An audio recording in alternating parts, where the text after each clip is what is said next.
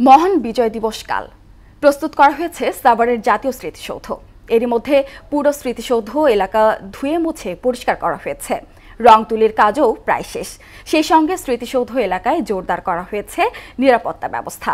জিয়াউদ্দিনের প্রতিবেদন জানাচ্ছেন শারমিন স্বর্ণা।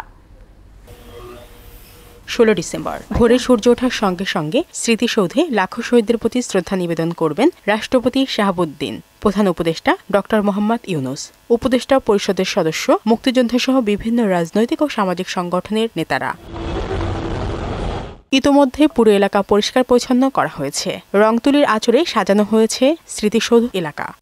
জাতীয় মাস 16 ডিসেম্বর উপলক্ষে আমরা কাম পরিষ্কার হয়েছে। এখানে দোয়া মোছার কাজ করিতেছি, এখানে রং তুলির কাজ করিতেছি। দেশ স্বাধীন হওয়ার পর যে বিজয় অর্জন করেছে সেই বিজয়ের আনন্দ উপভোগ করার জন্য এবার জাতীয় স্মৃতিসৌধে